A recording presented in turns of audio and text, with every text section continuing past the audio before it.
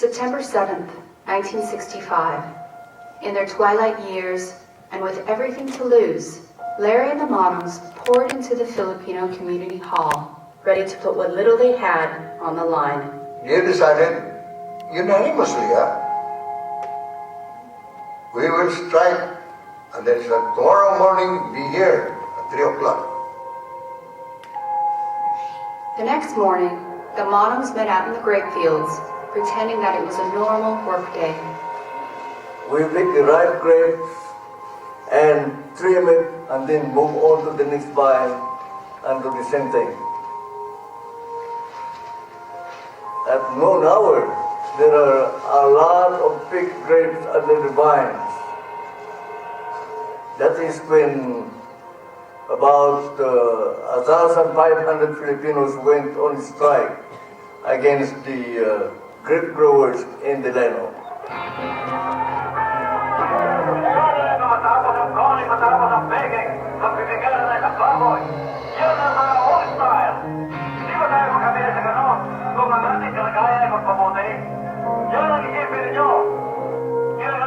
As they would over the next several years, the growers used intimidation and violence to crush the strikers. They turned off the lights in the labor camps, they turned off the gas, they turned off the water, so the workers wouldn't be able to even cook for themselves. Some of them were beaten up. There was so much violence. The first time I saw one of the workers getting beat up, I was probably about 5 years old. So, and being afraid, seeing the police come and harass some of the farm workers, and at a young age saw the distinct line between white and brown. You're asking me to answer off the cuff. I don't care to do this. Yeah, let me ask you this. What do you think of the idea of a union for farm workers? I think it's ridiculous. The growers like to play off the races or the ethnic groups. You can always break a strike. If the Mexicans are striking, you call them the Filipinos, you pay them a nickel more. Of course, when the Filipinos go on strike, then the Mexicans are going to cross over and they're going to scab our strike. And they're going to make the money. So no one ever really wins. I think September 13th was the Mexicans were crossing the picket line. So we thought, well, how are we going to stop these guys?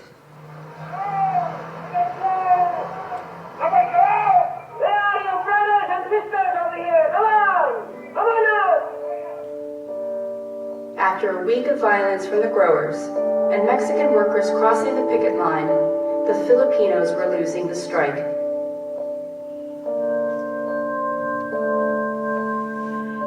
Some speak English, they don't speak English, they don't talk Spanish, we have a hell of a time trying to communicate with them. And so that's when I started thinking that maybe those issues are childish.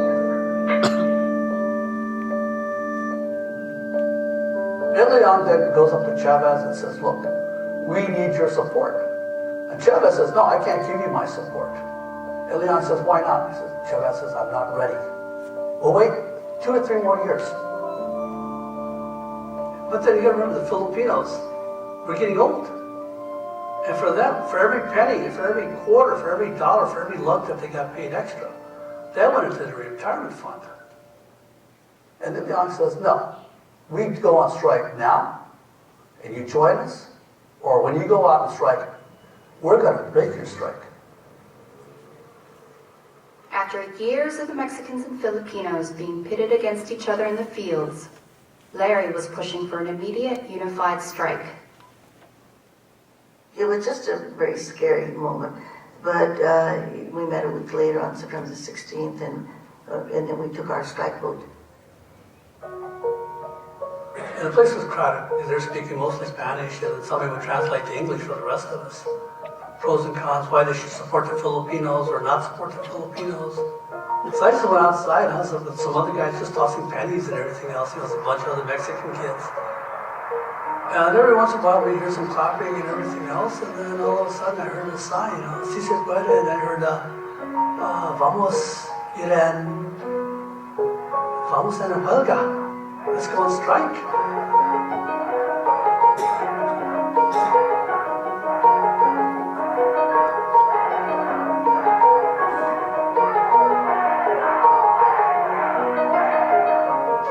was there in the Filipino Hall, and all of a sudden I saw the Mexicans coming in, joining us for breakfast. For the first time, the Filipinos and the Mexicans were together, fighting for the same cause. That Filipino Hall became like the center of our working together and eating together and getting to know each other was really, really beautiful.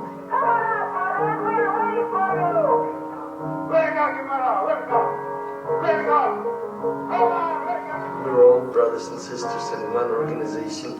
There wasn't 12 you, the Filipinos and you, the Mexicans. We were all one brotherhood.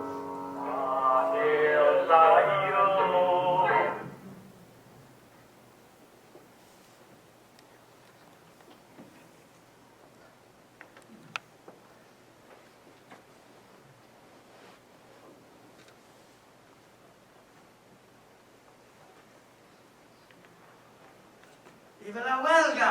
¡Viva la causa! ¡Viva la huelga! ¡Viva la causa! ¡Viva la huelga! ¡Viva la causa! ¡Viva la huelga! ¡Viva la causa! ¡Viva la huelga! ¡Viva la causa! ¡Viva la huelga! ¡Viva la causa! ¡Viva la huelga! ¡Viva la causa! Hey, Danny. I've been bothering you? Yeah, there's something I need to take care of. What? You're not going anywhere, are you? You know, the only way these strikes are gonna work is if everybody joins in. Look, Benito, I believe in the cause. You know that. There's just something I have to do first. Ever since we've gotten closer to Sacramento, I can tell your mind's been somewhere else. Is there a girl we don't know about? What girl? What girl could be into dumb old Danny? You know, Fred, I haven't seen you with any girls lately, but yeah, she's important to me. We didn't end on good terms last time I saw her, so I need to go and apologize. Jeez, Danny, I was just kidding. I know. I'm sorry, Fred. I guess I'm just really stressed out with everything that's happening. It's all right. Everybody here feels the same way. So who's this lucky girl you're off to see? She's from back home in the Philippines. What's your plan to win her over? A plan? What plan? I need a plan? Of course you need a plan. Of course you need a plan!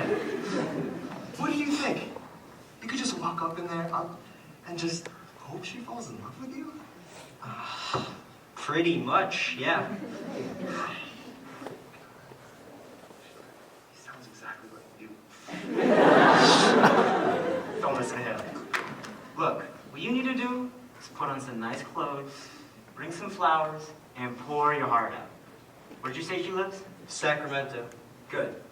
Just a few hours out, which gives you time to prepare. Prepare for what? How's your singing? What? Like Harana? No way! Yes way! People do it all the time back home in the Philippines. The Filipino art of musical courtship. There's no better way of saying, I'm sorry, and I love you, at the same time. Look, I think Fred's got a guitar stashed away somewhere. We'll be singing with you, back you up. It'll be fun, right guys? Right, yeah.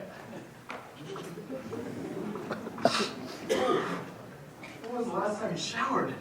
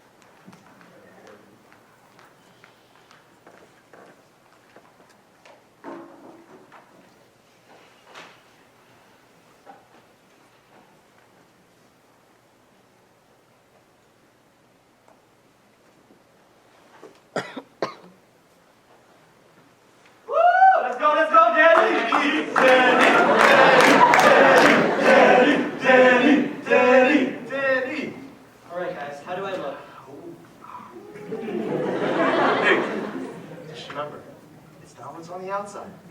It's what's in here. Got what? Dahil sa'yo,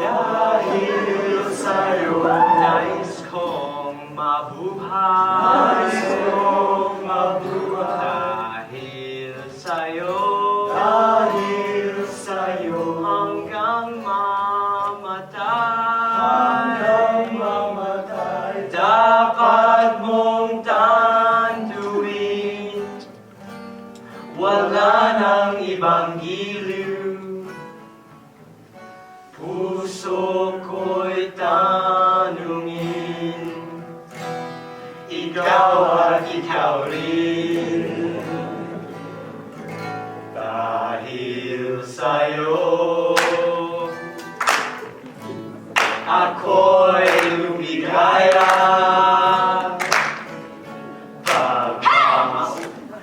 Shut up! You guys sound like a bunch of cats stuck in a drain pipe. Do you know what time it is? Leave before I call the police. We just want to know if Grace is home. Grace? It's always Grace. Why doesn't anyone want to serenade me? Am I not serenadable? Don't answer that. She's not here, and I don't know when she's coming back. Now, please leave.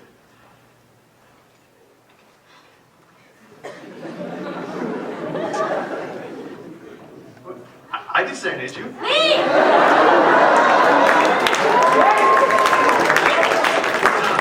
What do you do now? We gotta get back to the march. Danny, are you coming? I don't know. I think I'm gonna stick around for a little while. Don't stay too long. We need as many people at the march as possible. No, it's okay. I really gotta stay. All right, lover boy. Good luck.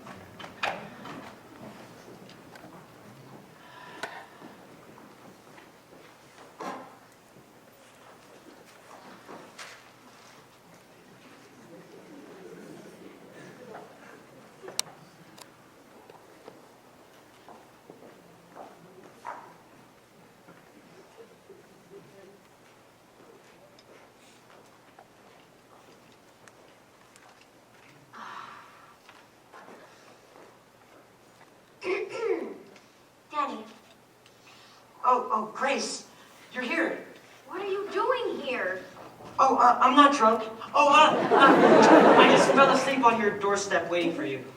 How long have you been out here? Did Rita not let you in? Who's Rita? Oh, she must be your roommate. We didn't get off to the best start. So, what did you come here for? I came here to talk about the last time we saw each other. I'm sorry for the way I acted. You of all people didn't deserve to be treated that way. It's just that it'd been a while since I'd written home, and all this anger I had from Johnny's passing just came flooding out, and I took it out all on you. I'm sorry for that. Well, it certainly wasn't the warm welcome I was expecting. You know, I thought that after I finally saw you, I'd finally be happier in my life than when I first came to this country. What do you mean? Well, when I first came to America, I was so excited. I had bought into the whole land of freedom and opportunity idea. But when I got here, it was still a struggle. People treated me harshly, partially because I'm a woman, and the fact that people assume I'm Japanese because I'm Asian didn't help either. I guess people still don't want a Japanese-looking nurse tending to them. I was lonely, too. You know, you were the only person I knew coming here. Your ma gave me your address, but I wasn't sure because we hadn't heard from you in so long. And then, when I finally did meet you, I realized you had changed so much. Grace, I didn't mean to get angry or say those things. It felt like you did. Grace, I know Johnny's passing wasn't your fault. I know that you took care of him better than I could ever ask for or do myself. His passing must have been just as hard on you as it was on me. It was. I was devastated, but the thought of you kept me going. You know, I thought that... Well, I'm not exactly sure what I thought. Well, that's why I came here, Grace. I came to say sorry. I came to say thank you for taking care of Johnny when I couldn't be there for him, and to say that I need you in my life, especially at a time like this. I forgive you, but what do you mean at a time like this? Well, me and the other workers were striking against the plantation owners. Strike? I thought you were against strikes. Why the sudden change of heart? Because it's right, and it's what Johnny would have wanted. But aren't strikes dangerous?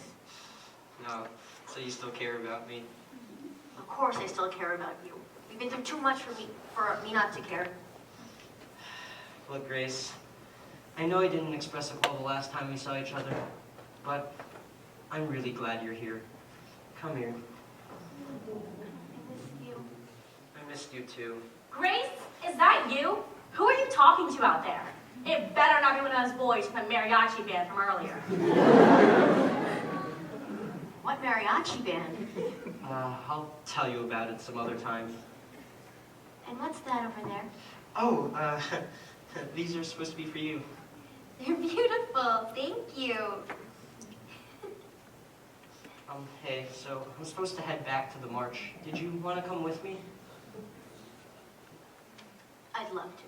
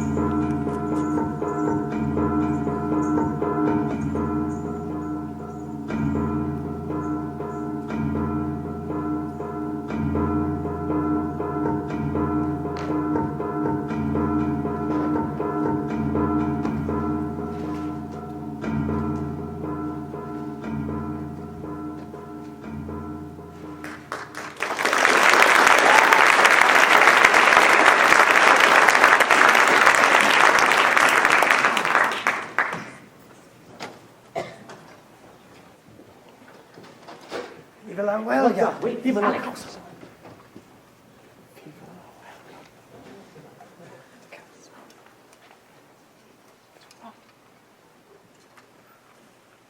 Viva la huelga! Viva la causa! Viva la huelga! We have toiled for the Viva la huelga! Viva la Bending our causa! backs. Women should be treated like shit by the managers and abused by the institutions. Laws that bar us from voting, owning property, or starting a business. For decades, they've agreed to give us a raise. But when it came time to sign a contract, they refused. We've been discriminated against through laws that keep us separated from the Mexicans in the fields. No! This is enough! We stand as brothers!